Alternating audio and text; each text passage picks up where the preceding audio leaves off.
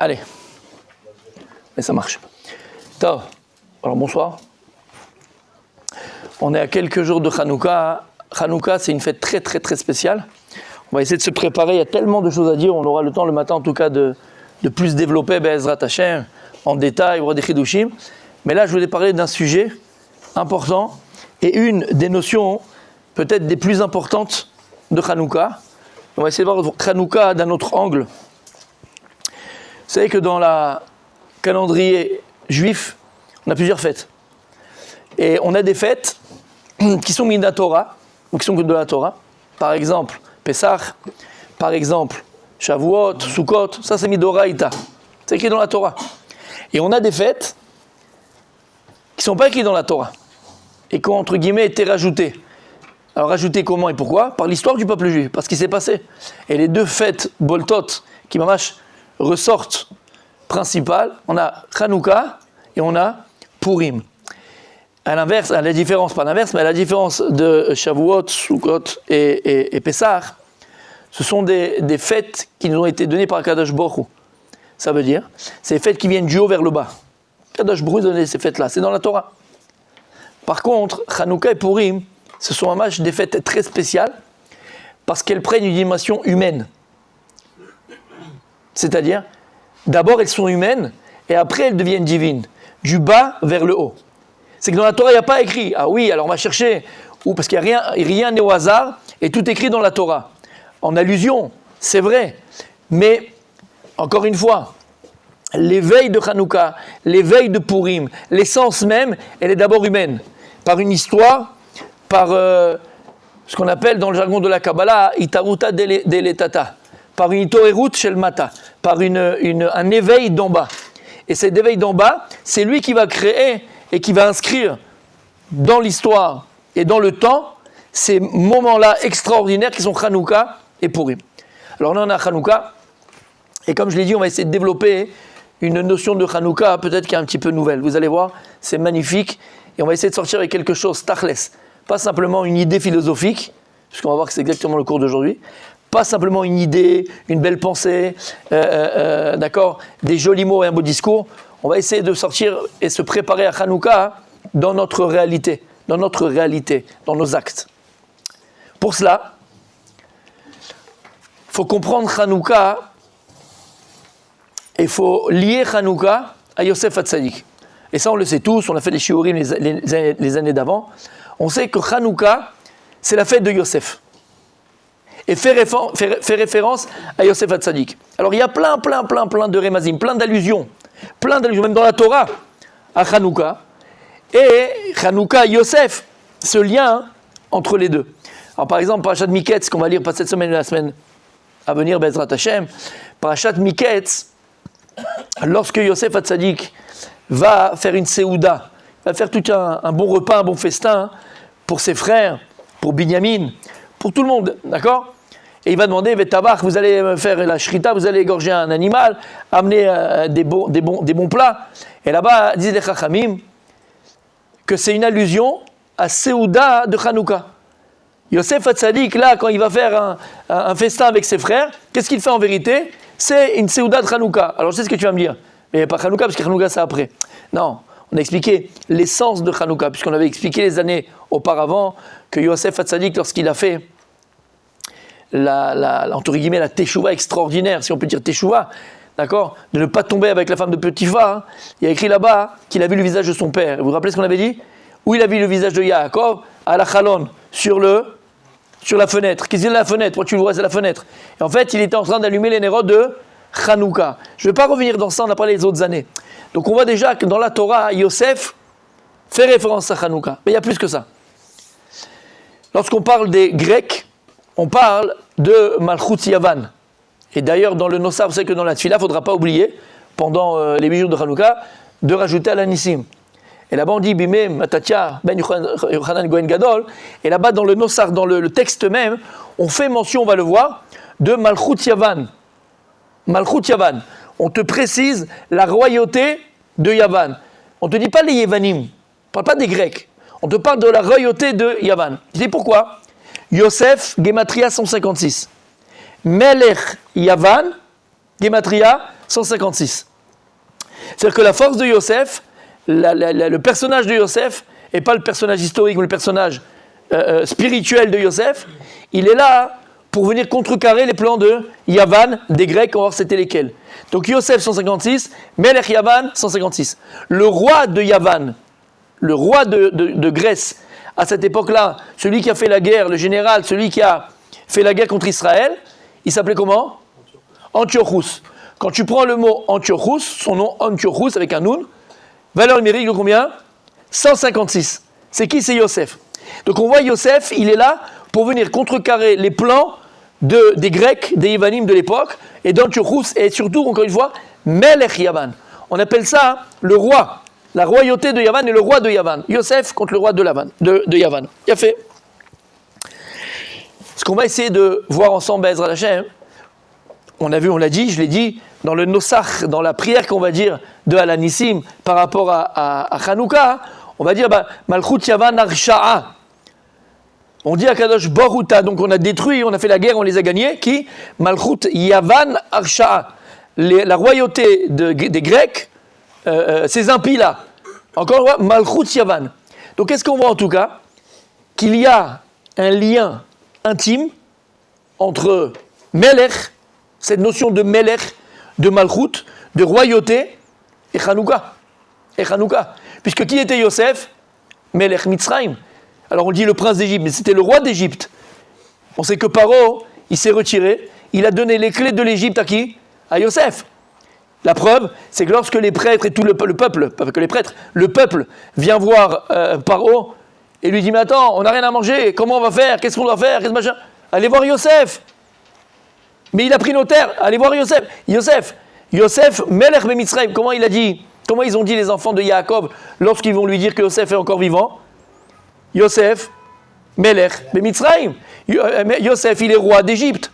Donc on voit cette notion de Yosef, qui est Melech, qui est roi, avec Malchut Yavan, la royauté de Yavan, et Hanouka. Pourquoi on insiste beaucoup pendant Hanouka à ce lien de Melech, roi ? Ce qu'on va développer ensemble, Ezrat Hashem. Ok.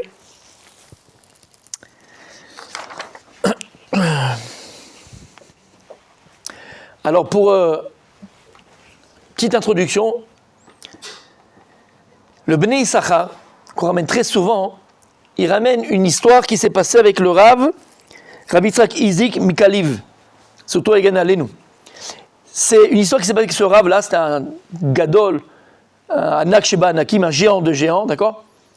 Et une fois, le Bnei Issachar, il a rencontré un monsieur, un type, et il lui dit comment ça va, où tu es, machin. C'était juste après Hanouka. Il était, t'étais où à Hanouka, le premier jour de Hanouka ? Il dit tu sais pas ce qui m'est arrivé.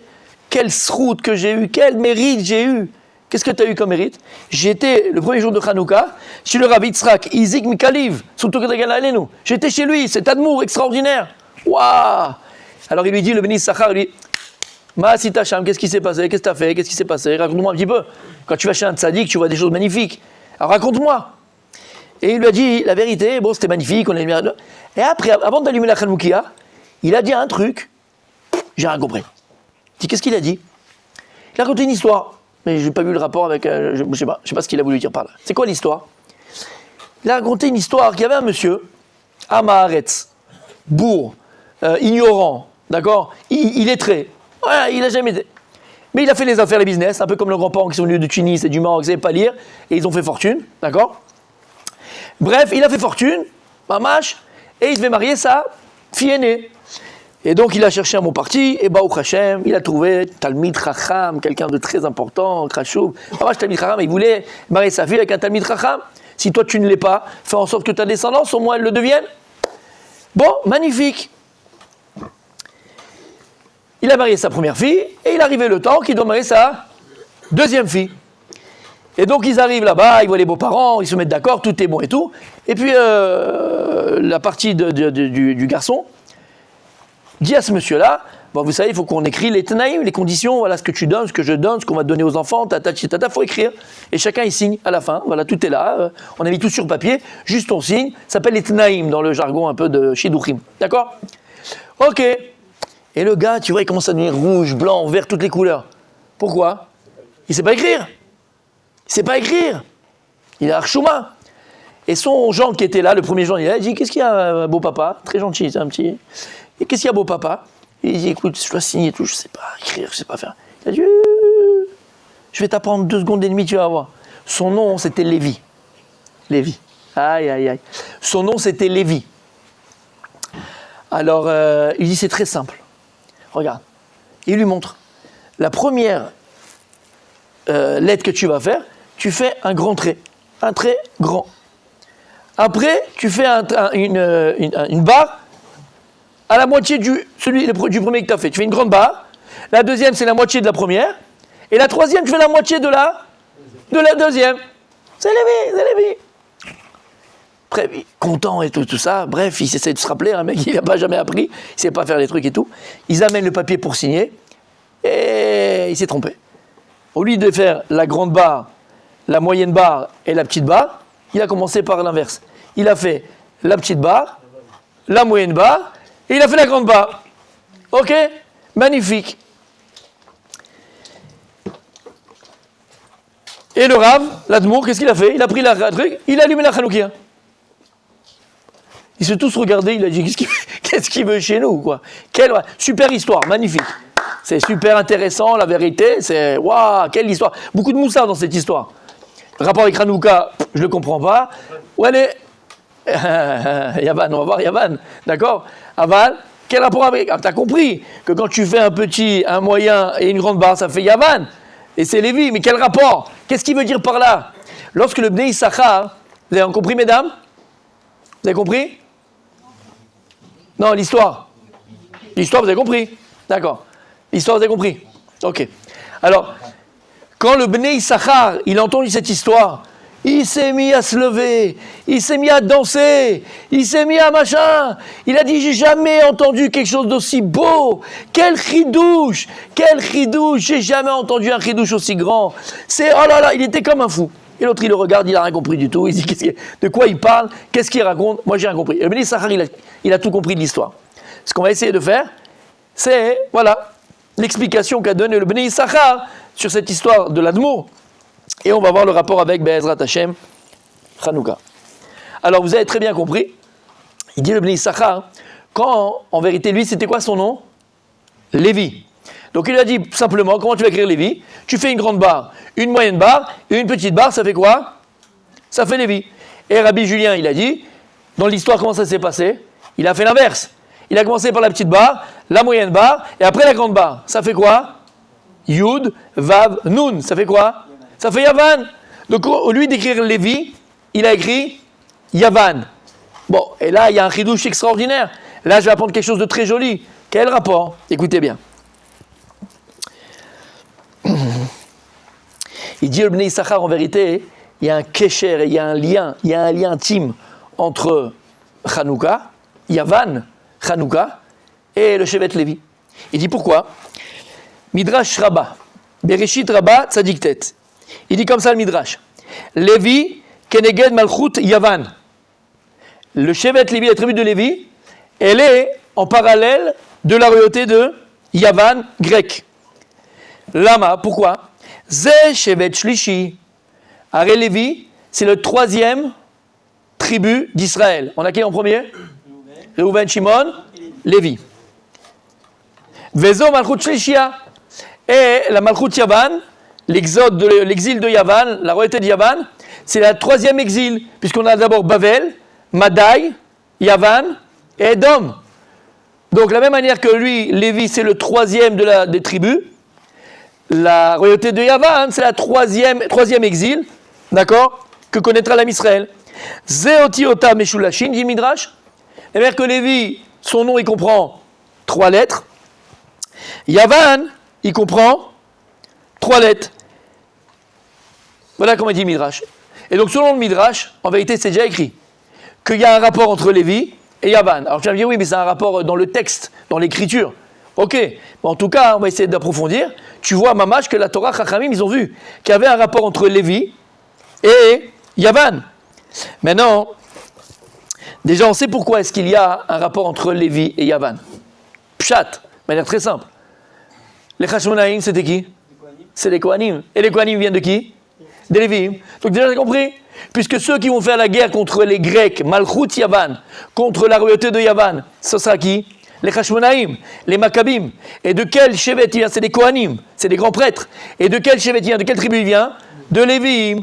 Et donc tu comprends que les Lévi'im, Keneged, Malchut Yavan, puisque c'est les Lévi'im, précisément, qui vont faire la guerre et gagner la guerre, et redresser le Beth Amikdash, et rallumer la Menorah contre la royauté de Yavan. Ça c'est le pshat, mais tu l'as compris, et c'est magnifique. Là vous avez compris. D'accord. Mais ça c'est le pshat. Maintenant on va essayer de voir de manière beaucoup plus profonde Be'ezrat Hashem. Écoutez bien.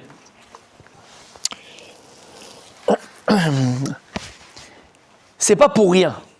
C'est pas pour rien. Comme il y a écrit qu'on avait fait le cours la semaine dernière, si je ne me trompe pas, la semaine dernière, ok, par rapport à la parasha de Vaishlach, on sait qu'il y aura deux Mashiach, Mashiach ben Yosef, Mashiach ben David. Et c'est pas pour rien qu'il y a d'abord un Mashiach ben Yosef, le Mashiach descendant de Yosef, et après le Mashiach descendant de David. On avait expliqué pourquoi, d'accord? Parce que le tafkid, le rôle du Mashiach ben Yosef, ce sera de venir et de détacher le peuple juif des ta'avot de ce monde-là, de tous les plaisirs, de toute la luxure, et en particulier les avérotes, les interdits liés à tous les interdits sexuels. Et Yosef, on sait que Yosef c'est Yesod. Yosef c'est lui qui va être capable de surmonter l'insurmontable. Comme on avait expliqué, un jeune de 17 ans, seul, le plus beau du monde. Les femmes, lorsqu'elles le voyaient, elles se coupaient les doigts quand elles coupaient les salades, elles se jetaient par la fenêtre. D'accord? On a déjà vu les Avdil à un concert de Michael Jackson ou de machin, ou même aujourd'hui, les jeunes filles, quand elles sont là, elles crient Patrick! Ah! D'accord? Mais Yosef, c'était pas Patrick, Yosef, elles se tuaient les femmes, elles devenaient folles quand elles les voyaient, folles. 17 ans, sans personne, tranquille, jeté par ses frères, il croit que personne ne l'aime. Une femme splendide devant lui, pourquoi il ne va pas faire la Havera? Yosef Hatzadik, il a été au-delà de la nature. C'est pas logique, c'est pas humain ce qu'il a fait. C'est pas humain. Et d'ailleurs, ils disent les Chachamim, la Briout, ils disent les Chachamim que c'est pour cela même qu'aujourd'hui, il n'y a pas un homme qui ne peut pas dire « je ne peux pas surmonter cela ». Lama, parce qu'on vient tous de Yosef Hatzadik, et à partir du moment où Yosef il a surmonté cela, alors on est tous capables de le faire. Parce qu'il l'a déjà fait. Il nous a préparé le chemin. Ok. En tout cas, qu'est-ce que je disais? Ah, vous dormez les yeux ouverts, c'est beau. Mashiach ben Yosef. Oui, Mashiach ben Yosef, donc sera là d'abord pour préparer le terrain au Mashiach ben David. Comme on a expliqué, d'enlever toute la luxure, toutes les ta'avot, toutes ces choses-là. Et une fois que ça sera fait, Mashiach ben David donc viendra, et lui enlèvera, on avait dit, les Yetzirara de l'orgueil, et on sera tous à servir Kadosh Brou, Belev Echad, avec un seul cœur. Mais pourquoi je dis ça? Pour expliquer que pas tout le monde est capable de tout. C'est-à-dire que c'est précisément le tafkid, c'est précisément le rôle du Mashiach ben Yosef de le faire, et le rôle du Mashiach ben David de le faire. Et là, en l'occurrence, pareil, pas toutes les tribus étaient capables de pouvoir combattre les Malchut Yavan, la royauté les rois de Grèce. Pas tous. Et le Shevet qui était préposé à cela, et qui avait la force de le faire, précisément, c'était le Shevet Lévi. Et pas un autre. Maintenant, pourquoi? Écoutez bien. J'ai dit au début du shiur, j'ai dit qu'on avait deux fêtes qui sont plus humaines. Et en plus, après, elles deviennent divines. C'est Purim et c'est Hanouka. Purim, on sait très bien que Haman, Achashverosh, ce qui les dérangeait, c'était pas le judaïsme. C'est pas le judaïsme. Ça ne dérangeait pas le judaïsme. Il y avait plein d'autres peuples à l'époque, d'accord? Ce qui dérangeait Haman, Achashverosh, c'était le corps juif. Le corps, voir un juif physiquement, il avait des boutons. C'est le corps du Ham Israël. C'est pas l'esprit du Ham Israël. C'est pas la Torah du Ham Israël. À l'inverse, à Hanouka, le combat des Grecs. Les Grecs n'avaient aucun problème avec les Juifs. En tant que peuple, en tant qu'humain. D'accord? Et bien au contraire. La philosophie, c'est ce qu'on est en train de parler. Ce qu'on va dire maintenant. La guerre, en vérité, entre les Grecs, les Evanim, et les Hashmonaïm et Israël, c'était une guerre spirituelle. C'était une guerre idéologique.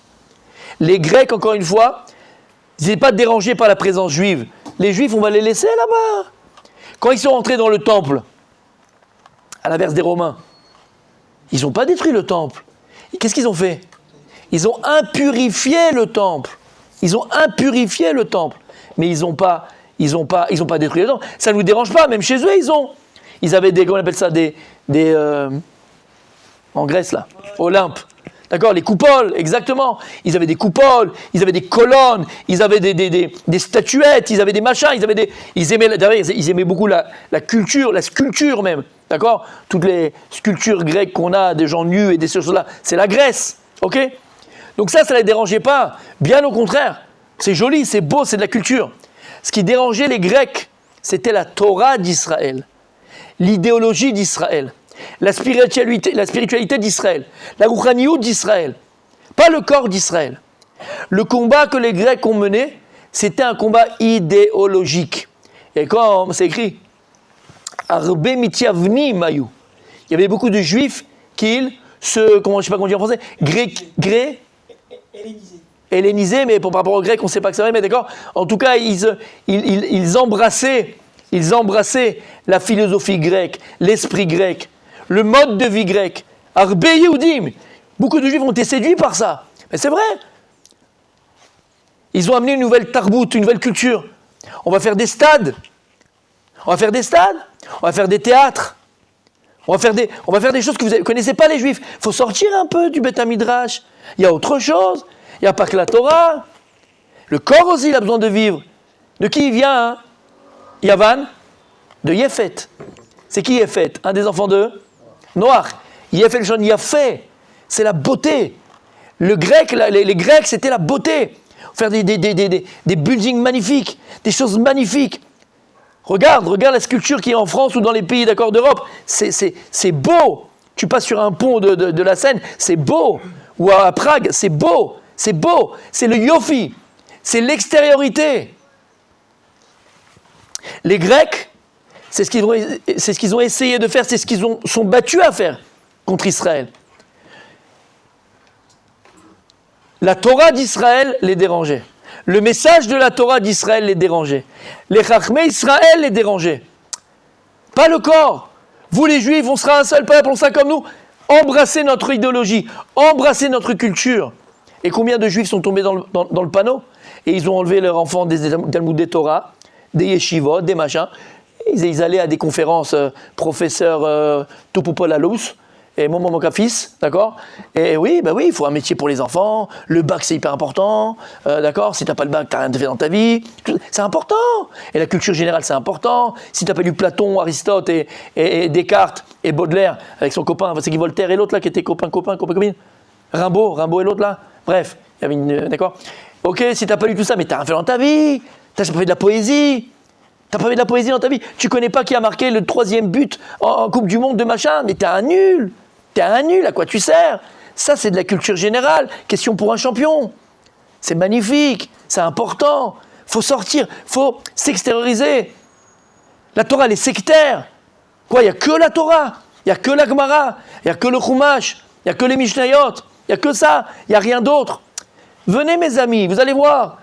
Et vous allez devenir des médecins, des avocats, des experts comptables, des joueurs de foot, des beaux chanteurs, des chanteuses, des nageuses de la natation aux Jeux Olympiques. Ah non, on n'a plus besoin des Jeux Olympiques, bon, Hachem. On a les Maccabiades. Vous allez voir. Qu'est-ce qu'il y a? Ça fait partie de la vie, c'est important. C'est important, il n'y a pas que ça. C'était ça le combat des Yévanim. Les Grecs, leur combat, c'était un combat idéologique. Maintenant, qui va pouvoir protéger la Torah d'Israël? Qui va pouvoir protéger le peuple juif d'une perte assurée de spiritualité et d'identité? Parce qu'à partir du moment où un juif ne vit pas comme un juif, ne pense pas comme un juif, ne mange pas comme un juif, il n'a plus rien de juif. Alors il reste juif, mais il n'a plus rien de juif. Et à ce moment-là, on perd notre identité, on perd notre héritage, on perd.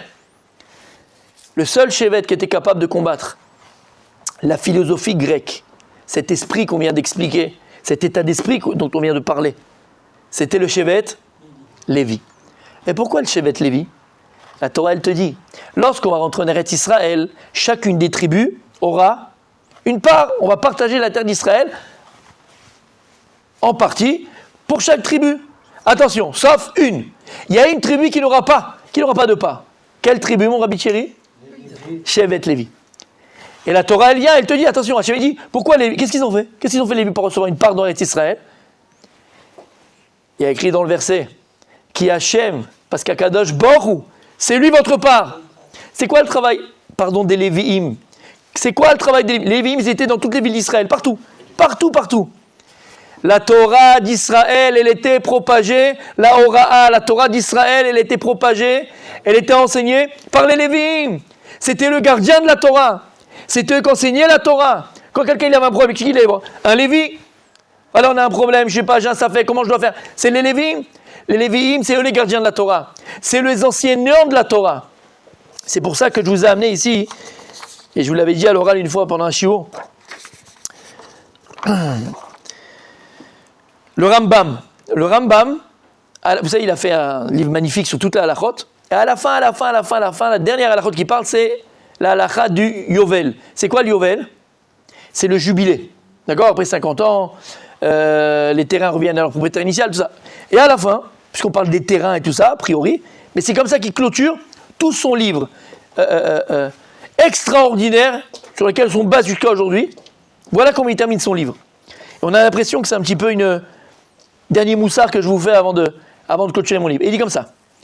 Velo shevet Lévi bilvad. Il dit pas seulement la tribu de Lévi, qui n'avait pas de part en Eretz Israël, mais qui n'avait pas de part en Eretz Israël. Il devait recevoir dans chaque ville d'Israël. Et Shevet Lévi, qu'est-ce qu'il faisait? Merci beaucoup. Qu'est-ce qu'il faisait Shevet Lévi? Qu'est-ce qu'il faisait? Ils étudiaient la Torah matin, midi et soir. Et ils enseignaient la Torah. Ils ne travaillaient pas. Alors comment ils se nourrissaient? Comment? Masrot, Trumot. D'accord? La Torah, elle est Chiva et Am Israël. La Torah, elle a donné un chiyuv, une obligation à Am Israël, celui qui a un terrain, d'amener ses Masrot. S'il a un terrain, il donne aux Lévim. Et donc, c'était le Tzibour, c'était le peuple qui devait nourrir Lévim. Et il dit le Rambam, Velo Shevet Lévi Bilvad, pas simplement le Shevet Lévi a le droit de s'adonner à l'étude de la Torah matin, midi et soir. Elle a Kol Ish Veish Mikol Baya Olam. Elle a tout homme du monde. Alors sur ça, vous savez qu'il y a, je ne vais pas entrer dans les détails, mais il y a une marloquette de comment comprendre les paroles du Rambam. Il ne dit pas Kol Ish Veish mi Israël. Kol Ish Mikol Baya Olam. Certains veulent dire qu'il inclut même les non-juifs. Même les non-juifs. Bon, je ne vais pas rentrer dans ça. Asher nidbarucho oto veivenu mad'o libadel la'amod lifnei Hashem lisharto ve'leovdo leda et Hashem.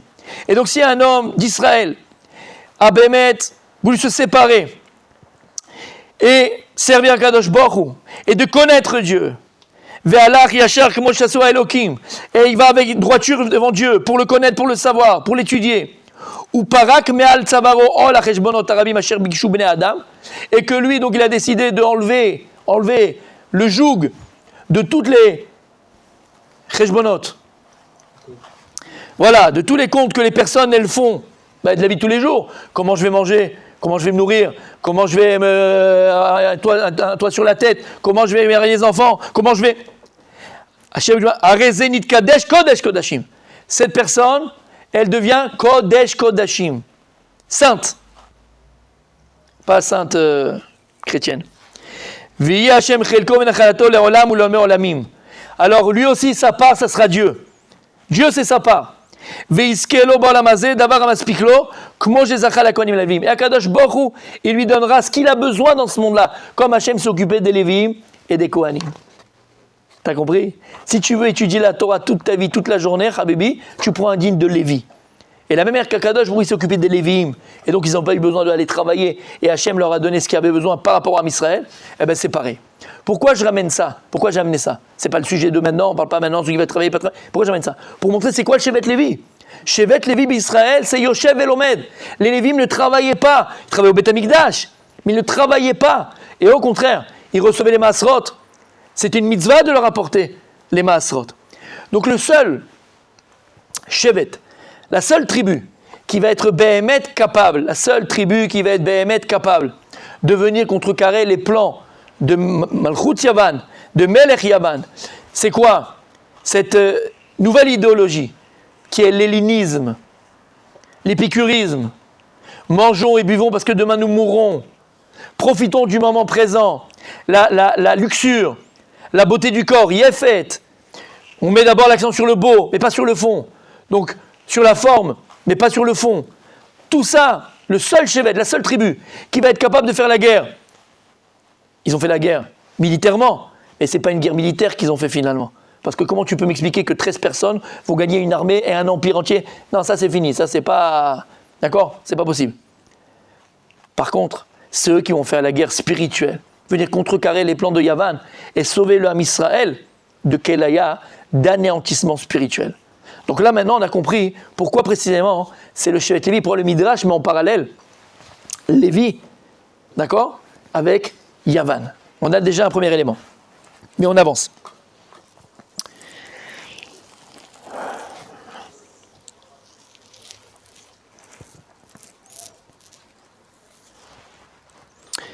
Ok. Alors écoutez bien. Le Maharal de Prague, sur Hanouka, et grâce au Maharal, on va comprendre maintenant ce qu'a voulu raconter dans son histoire le Rav en question par rapport à Yavan, Lévi, il a écrit son nom, pas son nom. Le Maharal de Prague, lorsqu'il explique Hanouka, il nous dit, comme on vient d'expliquer, qu'il y avait, et qu'on va connaître, 4 exils. Comme ça, les nous disent, il y a Bavel, Madai, Yavan et Edom. Donc on voit qu'on avait dit c'est le Shlishi. Le 3e exil, c'est celui de Yavan. Nous dit le Maharal de Prague que ces 4 exils et ces 4 peuples, ils sont Malchouyot, ces 4 royautés, ils sont en parallèle de 4 éléments de l'homme, qui sont, premier, Koach HaGufani. La première chose, c'est la force physique que l'on a, c'est le corps, c'est la matière. Sheni, Koach Nafshi. Deuxième, c'est toute la force psychologique de l'homme, Nafshi. Et dit le troisième qui est en parallèle de Yavan, qui s'appelle les Grecs, ou Koach HaSichli. C'est quoi Koach HaSichli? C'est la force mentale que Dieu nous a donnée. Plus que mentale, il y a Féméot, c'est la réflexion, c'est la conscience, c'est notre réflexion, notre conscience, la capacité que l'on a à penser, à réfléchir, à faire les bons choix. Sichli. Donc on voit que Yavan, il nous dit le Maharal de Prague, et la royauté de Yavan, et la guerre contre Yavan, en vérité c'est quoi? C'est une guerre des consciences, c'est une guerre des esprits. Yavan, troisième, la troisième chose que l'homme il a, c'est le sechel, la réflexion, la pensée, et donc les choix, puisque les choix passent par d'abord la pensée et la réflexion. Et il dit comme ça, les Yevanim, les Grecs, la Gemara elle dit dans ma Sechet Megillah entre autres, on l'avait déjà ramené, Chochma bagoim ta'amin. Si quelqu'un te dit, tu sais que les nations, ils n'ont qu'une intelligence de vie, c'est pas vrai, c'est pas vrai. Arrête de faire le bête, zelo nachon. Chochma bagoim ta'amin. Il y a une Chochma bagoim, il y a une intelligence chez les nations. Et d'ailleurs, ils ont eu des grands philosophes, comme j'ai dit, Platon, Aristote, et en veux-tu, et en voilà. Mamash, c'était vraiment des gens, des grands penseurs. La Gemara, elle dit, Chochma bagoim ta'amin. Torah bagoim al ta'amin. Ils ont une Chochma, mais ils n'ont pas de Torah. Ça veut dire qu'il y a une chose qui les dérangeait, les Grecs. Tu sais, c'est quoi? Les Grecs, et la philosophie grecque, ils ont essayé de penser à tout, à penser sur l'univers, et comment l'univers s'est formé, les planètes, les astres, les désastres, tout. Ils ont pensé sur tout, ils ont eu des choses très intelligentes. Et quand ils ont essayé de penser et réfléchir sur toutes les peuples, toutes les intelligences des peuples qui existaient à l'époque, pas simplement sur Israël, ils étaient intéressés par tout. D'accord, ils étaient intéressés par l'intelligence qui était en Europe de l'Est, en Europe de l'Ouest, en Europe du Sud, en Chine. Ils aimaient l'intelligence, ils étaient là. Ils ont fait des écoles, ils ont fait des académies où ils en parlaient, où ils échangeaient. Lorsqu'ils sont arrivés à la culture juive, qu'est la Torah, ils ont commencé à ça nous intéresse les Juifs. Allez, on va commencer à voir ce qui se passe dans leur Torah, comment ça se passe. Ils ont essayé de comprendre, ils ont essayé d'étudier, mais ils se sont heurtés à un mur. C'est la seule Chochma, il dit le Maharal de Prague, la seule réflexion, intelligence qu'ils n'arrivaient pas à comprendre. Ils n'arrivaient pas à comprendre la Torah. C'est pour ça qu'on nous dit que le roi de Yavan, Talmaï, il est venu, il a demandé aux Chachmei Israël, il a demandé aux sages d'Israël, traduisez-moi la Torah en grec. Ils ne comprenaient pas, parce qu'ils voulaient apprendre en hébreu, dans la langue originale. Alors fais-le-moi en grec, parce qu'en grec on va le comprendre. Ils n'arrivaient pas à comprendre. Ils sortent à un mur. Chokhma bagoim ta'amin. La chokhma dans les goïm ta'amin, crois. Aval Torah bagoim al ta'amin. Emlo mesugalim, ils ne sont pas aptes à pouvoir comprendre les profondeurs de la Torah. On a expliqué pourquoi. J'ouvre la parenthèse, je la ferme tout de suite. Amelamed Torah l'amo Israël. Parce que lorsqu'il tue la Torah, c'est qui ton Melamed? C'est qui te l'apprend? C'est Akadosh Baruch lui-même. Et pourquoi c'est Dieu qui nous apprend la Torah? Pourquoi c'est Dieu? Parce qu'on le dit tous les jours dans le schéma Israël. Veshinantam levanecha. Le papa et la maman, on a une mitzvah d'enseigner à nos enfants la Torah. Veshinantam levanecha. Donc il y a un chiyuv du père d'enseigner la Torah à son fils. Et la Gemara nous dit qu'Akadosh Baruch, avant de nous donner la Torah, lui d'abord il l'applique sur lui-même. Donc normalement Akadosh Baruch, c'est notre père. Et donc c'est notre papa. Donc Dieu, la même manière que Dieu nous demande d'enseigner la Torah à nos enfants, qui c'est qui nous enseigne la Torah à nous? Notre père, c'est qui? Akadosh Baruch. Mais la Med Torah l'amo Israël. Ça veut dire que, il dit le Maharal de Prague, les Evanim, les Grecs, ils étaient bloqués. Ils voulaient comprendre la Torah et ça leur échappait. Ils n'arrivaient pas. Ça leur échappait. Alors en vérité, qu'est-ce qu'ils ont fait? Qu'est-ce qu'ils ont fait pour essayer d'anéantir spirituellement le peuple juif? Cette Torah, elle nous dérange. Cette morale, elle nous dérange. Et d'ailleurs, on n'a même pas de prise sur cette Torah. Quand je comprends quelque chose, quand je comprends une culture, je peux comment on dit, mitvakar? Je peux en débattre avec toi. J'ai compris ta culture, comme en mathématiques ou en physique ou en biologie, j'ai compris le sujet. Ben, je vais débattre avec toi, j'ai compris le sujet. Mais si maintenant, moi, je ne comprends pas, je ne peux pas débattre avec toi. Et donc, je ne peux pas te remettre en question. Donc, les Évanim, les Grecs, ça les dérangeait. Ils ont réussi à helléniser, à donner cette culture grecque dans le monde entier. La culture grecque, elle était dans tout le monde entier. Lama, parce qu'ils avaient réussi à capter l'intelligence des autres nations et débattre avec eux et leur prouver que la culture grecque, l'intelligence grecque était bien au-dessus de tous. Mais lorsqu'ils sont arrivés devant Israël, nous on a la Torah, c'est ça notre culture, c'est ça notre état d'esprit. Ils étaient bloqués, ils ne pouvaient pas débattre avec nous. Pourquoi? Parce qu'ils n'avaient pas de prise intellectuelle sur la Torah. Alors à partir du moment où tu ne peux pas débattre avec quelqu'un, qu'est-ce que tu fais? S'il te dérange, eh ben, tu l'anéantis. Ou bien, tu vas essayer de lui faire changer son état d'esprit. Et maintenant écoutez bien, et c'est le chidouche de Hanouka, écoutez bien. On est bientôt terminé.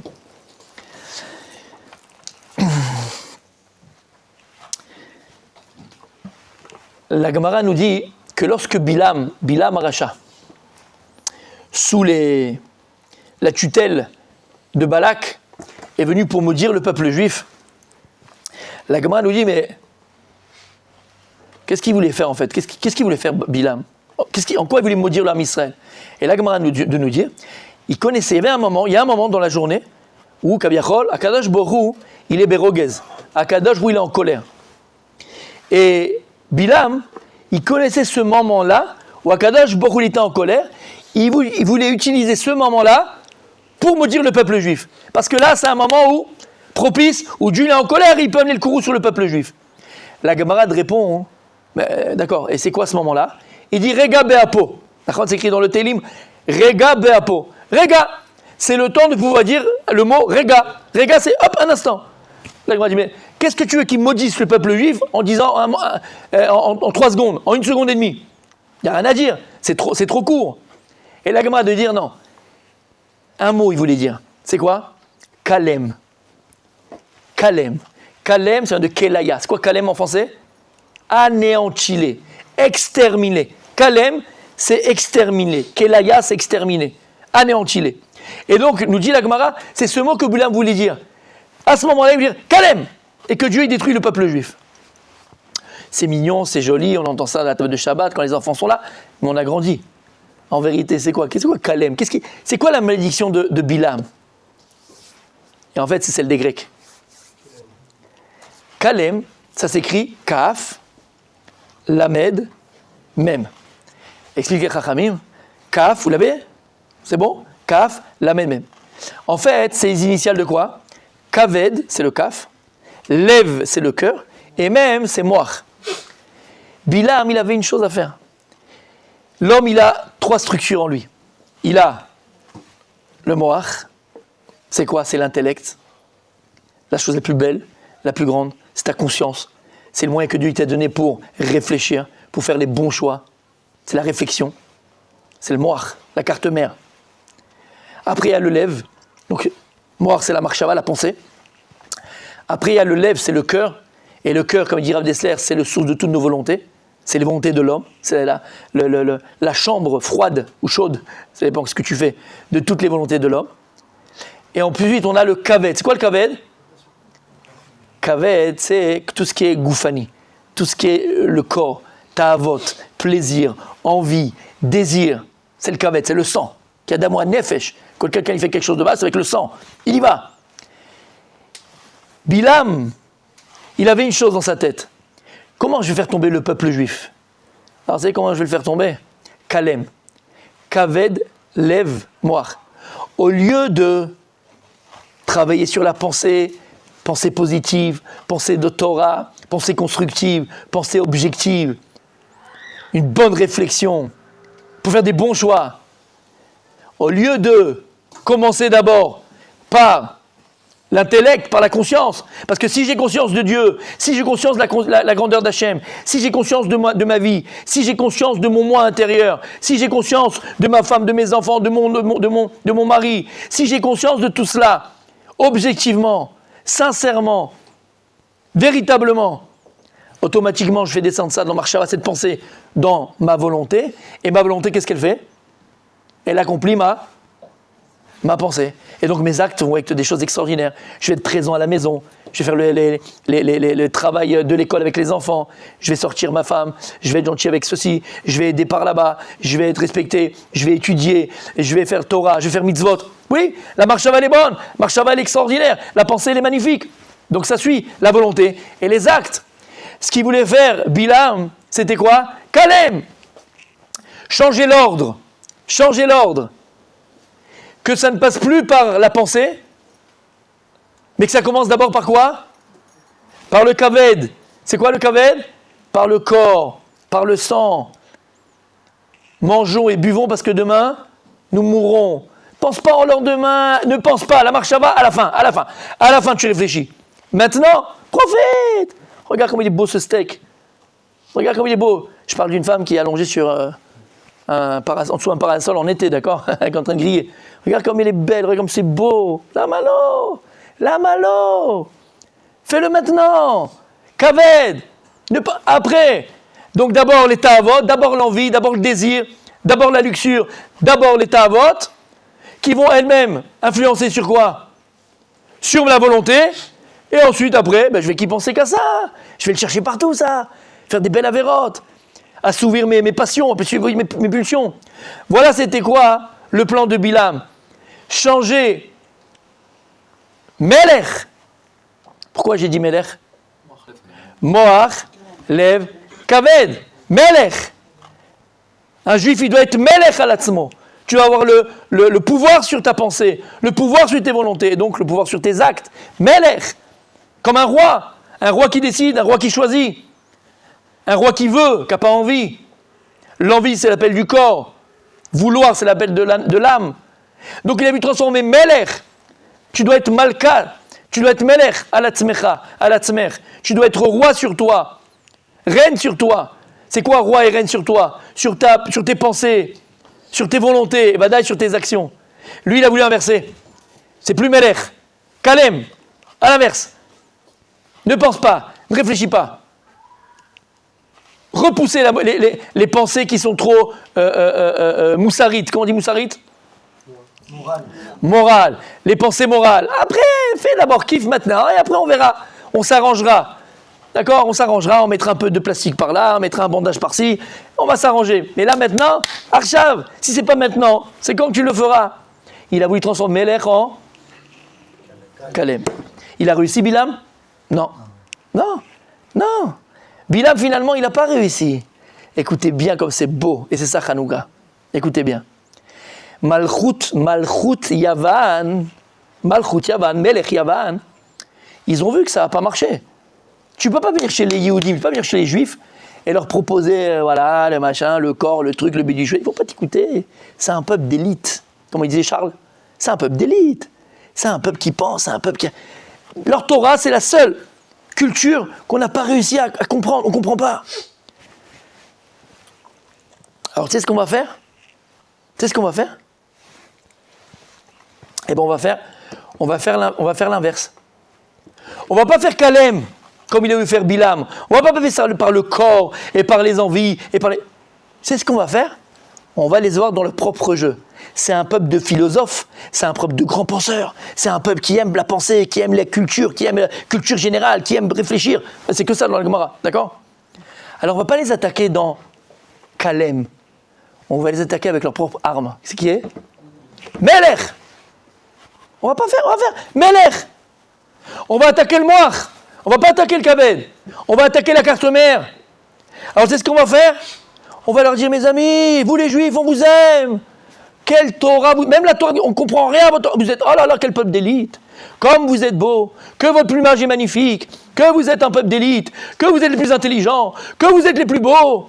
On est venu que pour vous rendre service, messieurs et mesdames. On est venu que pour ça. Les Yévanim, ils sont venus que pour ça. L'Alliance israélite, quand elle a ouvert ses écoles, on est venu pour vous sortir de votre... On est venu pour vous aider. C'est quoi, vous étiez dans des... Comment on appelait à Tunis, tu te rappelles Non, mais là c'est au Maroc. Comment on appelait le... Vous appelez mesdames à Tunis? Où ils habitaient tous les Juifs là-bas? Ah. Non, dans le quartier, c'est un quartier, c'est un... Non, ça va revenir. Top. C'est pas normal. C'est pas normal. Là-bas, vous avez tous les... C'est Goulet, c'est une ville. Comment ils appelaient le quartier où vous habitez les Juifs? Hein? La Khara, exactement. Il a fait meod. La Khara, il a fait El Khara. Il a fait meod. Kol hakavod. Bravo. Exactement. On va vous sortir là-bas de votre bled, de votre ghetto. On va vous ouvrir des écoles. Vous allez apprendre l'anglais, le français, d'accord, le patois. Vous allez apprendre la médecine. Vous allez dans l'université. Vous allez devenir grand médecin, grand chanteur, même présentateur de JT, présentateur d'émissions en premier time là, d'accord? Venez, vous allez voir. Venez. Les Yévanim, ils ont été intelligents. Ils ont essayé d'attaquer Israël pendant qu'ils ne vont pas t'écouter, ils vont te mettre un machin, une statue, ils vont la casser, la statue, vous êtes fous. Vous parlez à un peuple d'élite. Ça, ils ne s'intéressent pas à ça. Eux, ce qu'ils veulent, c'est la philosophie, l'esprit, tu vois. C'est ce qu'ils ont essayé de faire. Alors, on va faire des théâtres. On ne sait pas c'est quoi un théâtre en Judée. Théâtre? Mais oui, tu vas voir. Ça va être super marrant. Il y a Bigard qui va venir, tu vas t'éclater. Et puis Gad, il est là, tu vas... Père Gad, non, frère Gad, je ne sais pas comment on peut l'appeler. D'accord? Il va être là, tu vas t'éclater, ça va être super sympa. Mais oui, c'est pas... Michel Leb, il est encore vivant, il a fait un dernier spectacle. Pourquoi pas? C'est sympathique, il est mignon, Michel. Et il n'y a rien de grave. C'est pas... Et puis, la vérité, il n'y a rien de malsain, c'est pas d'accord. Ça va, je t'ai pas dit d'aller au Fille Bergère. Je t'ai pas dit d'aller au Crazy Horse. Mais viens, tu vas écouter un petit peu. On va faire des stades, des arènes, l'aréna.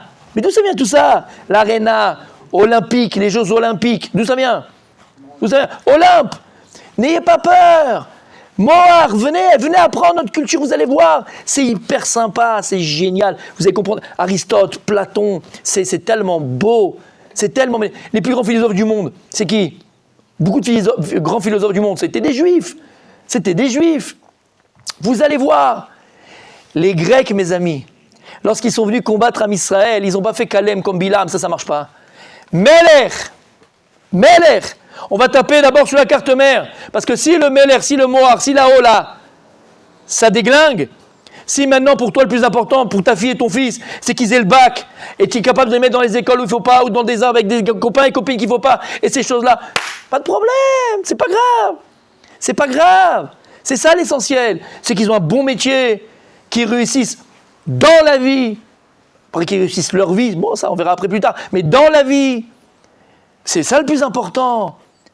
Bien sûr, qu'ils deviennent Messi, Ronaldo, pourquoi pas? On a eu Michael Madar, le seul juif qui a joué avec l'équipe de France. Michael Madar, d'accord. Ah, pourquoi pas? Qu'est-ce qu'il y a? Où il est le problème? On est accepté par les non-juifs, par les nations. On est accepté. Venez, il n'y a pas de problème. Melech Yavan. Melech. C'est pour ça que lorsqu'on va parler dans la Tfila, qu'est-ce qu'on dit? Malchut Yavan Arsha'a. Pourquoi tu me parles de Malchut Yavan Arsha'a? Malchut, la royauté de Yavan et Réchaïm. Dis-moi, Yevanim, c'est des Grecs? Non. Parce que eux, leur problème, c'était quoi? C'était Malchut Melech.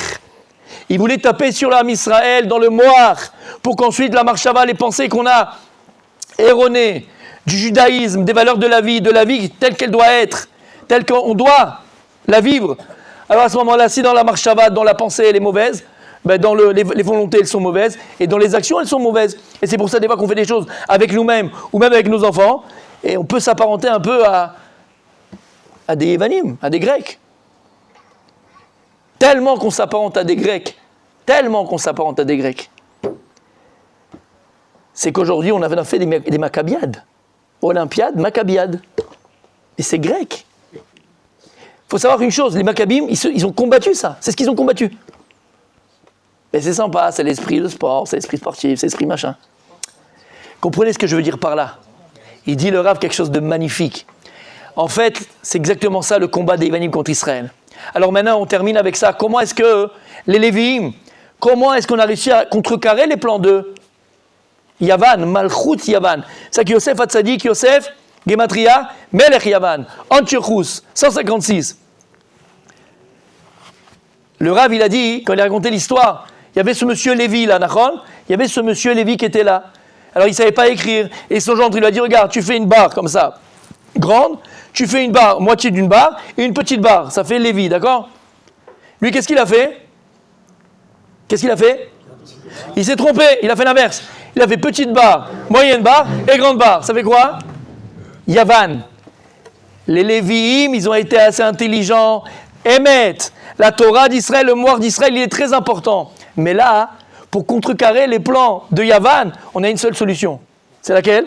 Kalem. On ne peut pas venir avec le moire ici.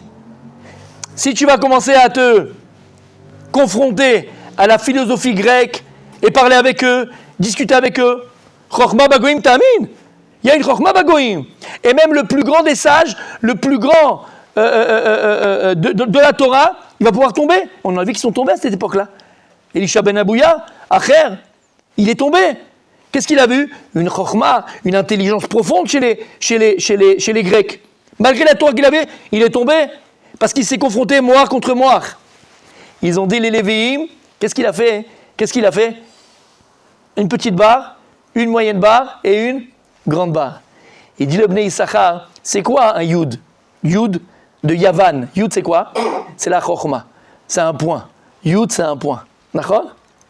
Vav c'est le Yud. C'est la Chochma. C'est le moire. Moire, le même.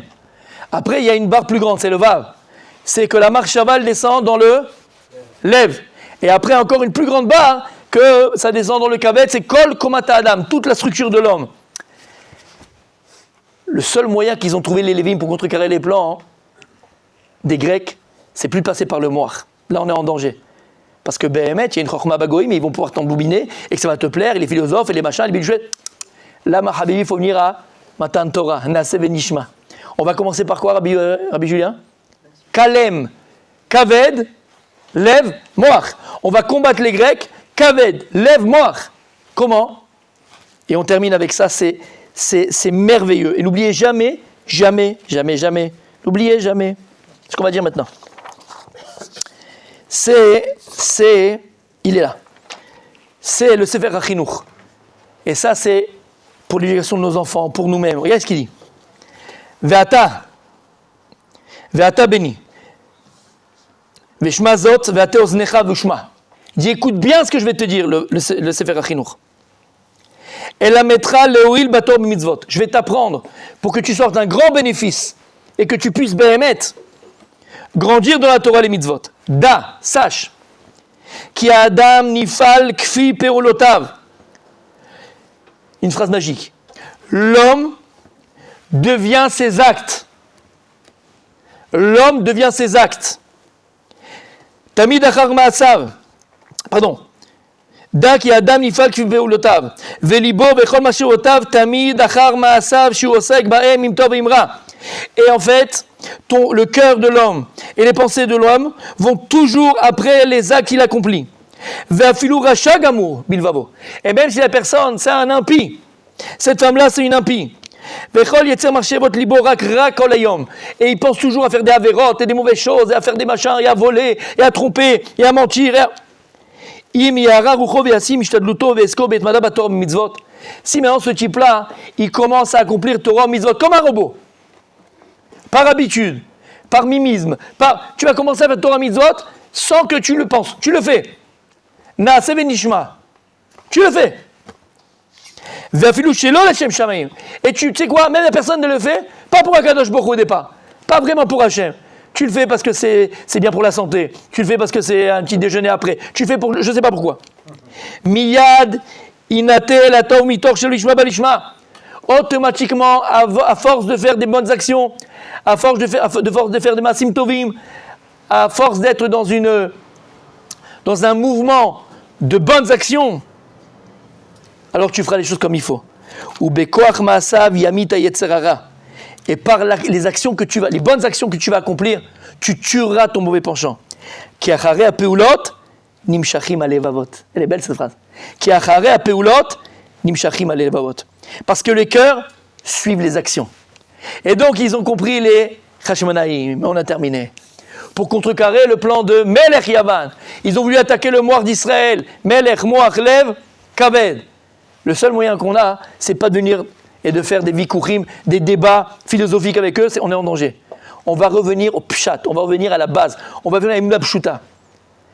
Plus tu vas accomplir des mitzvot, même si au départ, tu les fais par mimisme, tu les fais par robotisme, tu les fais par 1000 raisons qui peuvent exister. Tu n'es pas entier avec ce que tu fais, tu ne sais même pas pourquoi tu le fais au départ, mais tu vas t'habituer tous les jours à donner la tzedaka.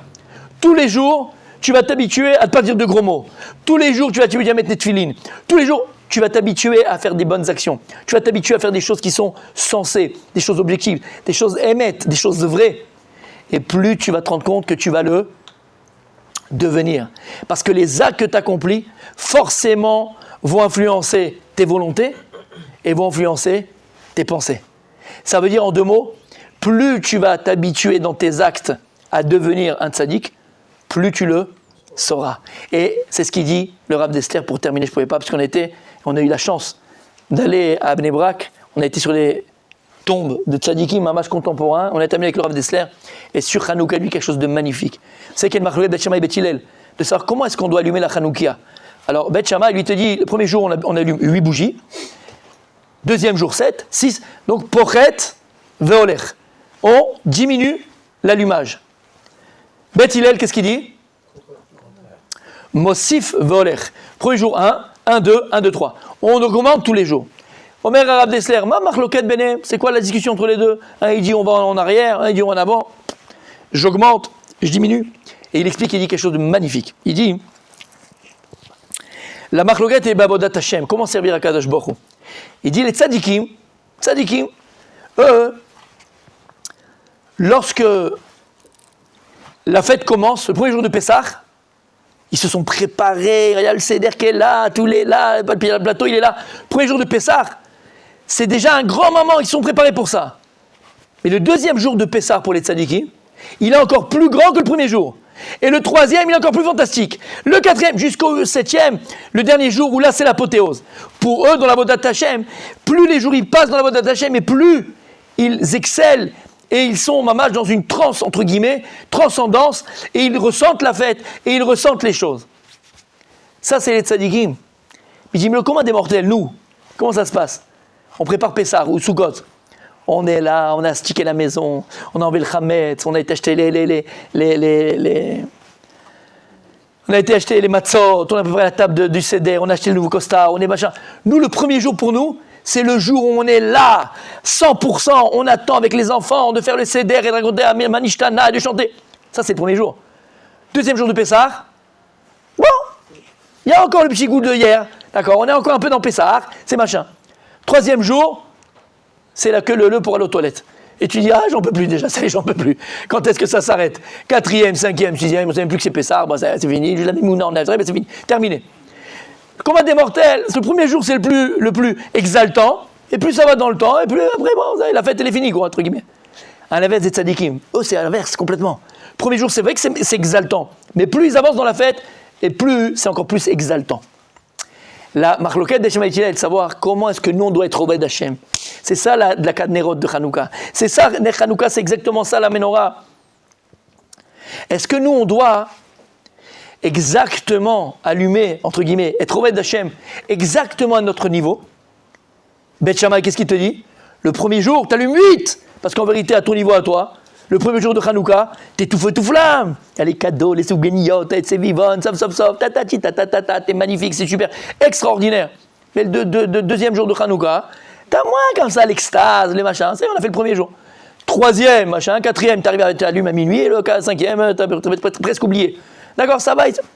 Il dit Beth Shammai, il explique Rav Dessler. Donc, Avodat Hashem, tu dois être exactement au niveau, dans tes actes, au niveau que tu es à l'intérieur. Il faut avoir un parallèle exact entre ce que tu fais et ce que tu es. Te mens pas, fais pas le mytho, d'accord? Avodat Hashem, il faut que tu sois en parallèle entre Toho Kebaro, en deux mots. Tes actes doivent venir être le miroir de ton intériorité. Et comme chez nous, c'est pour être voler, c'est comme ça que tu dois allumer. Viens Beth Hillel, il dit à Habibi, il y a un grand danger à cela. C'est quoi le grand danger?